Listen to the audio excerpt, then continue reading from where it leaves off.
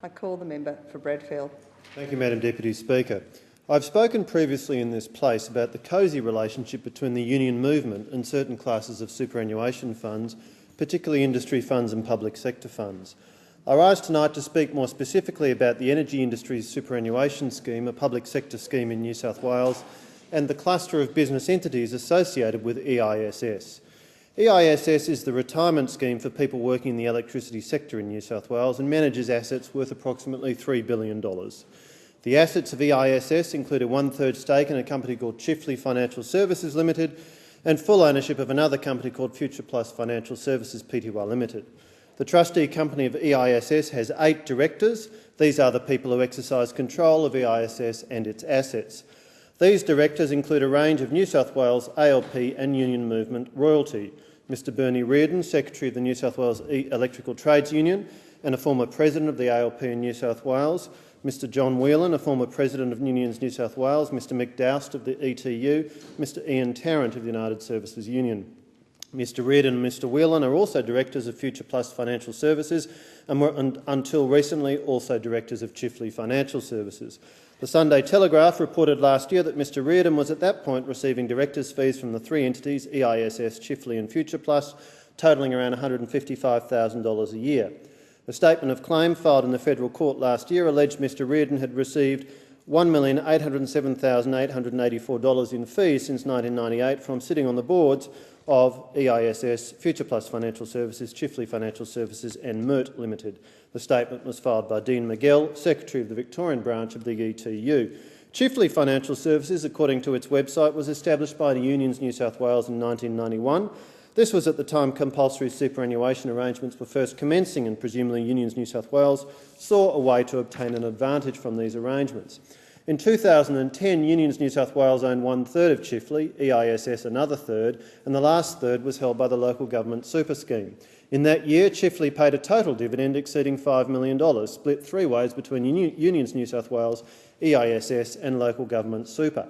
Subsequently, there have been changes in the ownership of Chifley and 1/3 of the company is now owned by the Australian Workers' Union. Chifley is the trustee of a public office superannuation fund called Future Plus Super. There are complex arrangements between EISS, Chifley, Future Plus Financial Services and Future Plus Super. Future Plus Super paid Chifley a fee of $3.5 million in the most reported year in fees, in the most recent reported year, for acting as trustee. These arrangements, in my view, raise a number of important questions. Firstly, what is the basis on which those charged with carriage of EISS, the directors, including Mr Reardon and Mr Whelan, have decided that Future Plus Financial Services is an appropriate asset to be owned by EISS? Remember that the assets of EISS are there for the sole purpose of providing benefits to members of the fund on their retirement and certain related and ancillary purposes under Section 62 of the Superannuation Industry Supervision Act. Therefore, the initial decision to invest in Future Plus must meet this test. So must the decision recently taken by directors to acquire from local government super a further 50% interest in Future Plus so that EISS now holds 100% of Future Plus. In considering whether this is a good investment, it is relevant to note that Future Plus's 2011 annual financial statements show a loss of $1.6 million and contain a warning that, quotes, a significant volume of the company's revenues arise from administration services to 3 superannuation funds, close quotes. In other words, the customer base is far from diversified, exposing the company to risk if it loses a customer. Secondly, what do the directors of EISS intend to do in response to last year's finding by the New South Wales Auditor-General that, quotes, the EISS is exposed to significant risk resulting from major changes to its administrator, Future Plus. EISS may need to provide funding to Future Plus to support infrastructure investments to comply with the proposed stronger super regulatory reform, close quotes. Thirdly, what is the basis on which the directors of EISS decided that Chifley Financial Services was an appropriate company to invest in?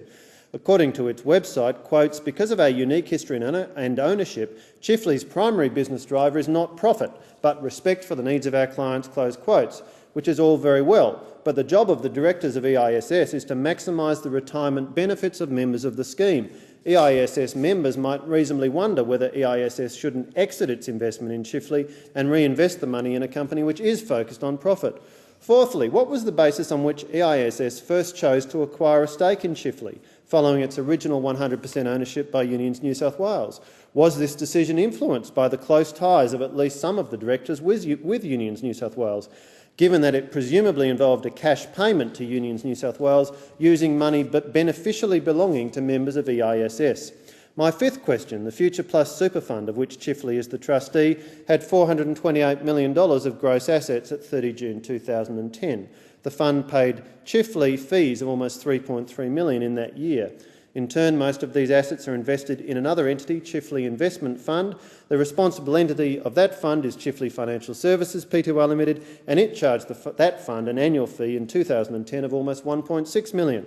Why has this complex multi-layered structure been chosen, and as a result, are the total effective fees being charged to members of Future Plus Super higher than they need to be? Six, in view of the rhetoric appearing on the Chifley website, is it possible that members of Future Plus may think they are members of an industry fund rather than a fund operating effectively on a for-profit basis? My seventh question: were the arrangements under which Chifley was appointed as trustee of Future Plus Super and Future Plus Financial Services was appointed to provide administration services to EISS subject to a competitive market process to test whether the members of these funds were getting the best possible value?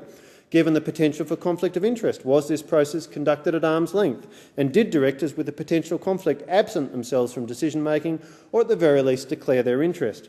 The issue of conflict of interest was raised by the recent Cooper review into superannuation. Quotes: "The identification and management of conflicts of interest and duties are a particular priority. It is clear from the review's analysis that there is a need for greater clarity of what is required in superannuation fund trustees and trustee directors in this regard." Close quotes.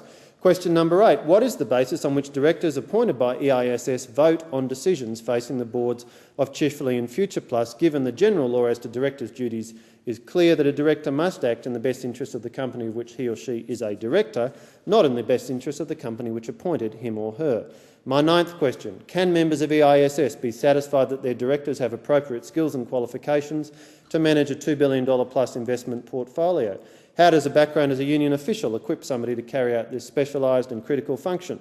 This issue is rife throughout public sector and industry superannuation funds, where directors are typically appointed by sponsor organisations, and evidently in the case of the EISS, the sponsor organisation was the New South Wales ALP. This issue too was raised by the Cooper Review. Quotes: "Contemporary best practice in corporate governance for listed companies includes the presence of independent directors on the board. The panel believes that a minimum number of non-associated trustee directors, such that they can genuinely influence the decisions of those boards, should be required on all superannuation trustee boards." Unfortunately, as Assistant Treasurer, Bill Shorten did very little in response. Why is the government hastening so slowly on this issue? Why has it not been included in the present Productivity Commission inquiry into the MySuper arrangements? Is it because it suits the union movement very well that industry and public sector superannuation funds typically involve large numbers of well-paid directorships divvied up amongst the union mates, whether or not they trouser the directors' fees personally or pay them into the union coffers? Is it because the AWU, of which Minister Shorten is a former National Secretary, has a strong vested interest in this issue, not least as the one-third owner of Chifley Financial Services? The arrangement here is one which is not unusual amongst public sector and industry superannuation funds, particularly in the use of assets of the fund, beneficially owned by the fund members, to acquire or establish companies delivering specific financial, administrative or other services to members of the fund or other superannuation funds.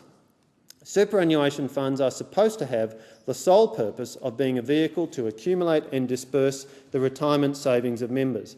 They are not supposed to be a vehicle used by a board heavy with union and ALP officials to build up a cluster of investments in firms offering financial planning, funds administration and other services, which in turn become a means to firstly generate profits and stream them through to unions and union peak bodies, and secondly a means to create additional boards in multi-level structures, allowing those officials to maximise their opportunities to collect directors' fees.